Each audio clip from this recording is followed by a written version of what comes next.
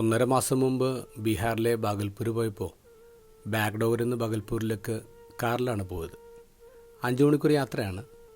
ഈ റോഡിൻ്റെ ഇരുവശങ്ങളിലും പലയിടങ്ങളിലും വെള്ളപ്പൊക്കം ഉണ്ടായിട്ടുണ്ട്. മഴ പെയ്ത് വെള്ളപ്പൊക്കം ഉണ്ടായി. മേൽക്കുര വരെ അവരുടെ വീടുകളൊക്കെ ഇങ്ങനെ മുങ്ങിക്കിടന്നുവെച്ച്. അവർ പലരും തന്നെ റോഡിൻ്റെ ഇരുവശങ്ങളിൽ താൽക്കാലിക ഷെഡ് വെച്ച് താമസിച്ചിരുന്നത്. അവിടെ കന്നുകാലികളടക്കം റോട്ടിലായിരുന്നു. അപ്പോൾ വാഹനങ്ങൾക്ക് വളരെ കഷ്ടിച്ചിങ്ങനെ കടന്നു പോകാൻ പറ്റുള്ളൂ. അത്രയും സങ്കട കാഴ്ചയായിരുന്നു 1.5 മാസം മുമ്പ്. കഴിഞ്ഞ ആഴ്ച വീണ്ടും അതേ റോഡിലൂടെ യാത്ര ചെയ്തപ്പോൾ ഈ കാഴ്ചകളൊക്കെ മാറി.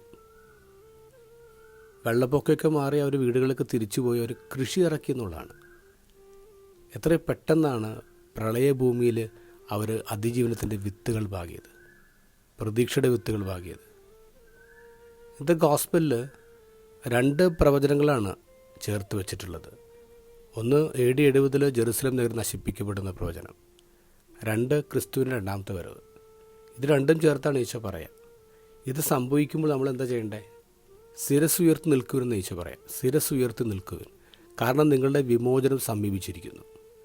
നമ്മുടെ ലൈഫിൽ ട്രാജഡീസ് ഉണ്ടാകുമ്പോൾ, വലിയ സങ്കടങ്ങളുണ്ടാകുമ്പോൾ, ഇനി രക്ഷയില്ല എന്നൊക്കെ നമ്മൾ കരുതുമ്പോൾ ഓർക്കണം, തല ഉയർത്തി നിൽക്കണം. കാരണം അത് നമ്മുടെ വിമോചനമാണ്. പ്രതീക്ഷയോടെ നിൽക്കുക.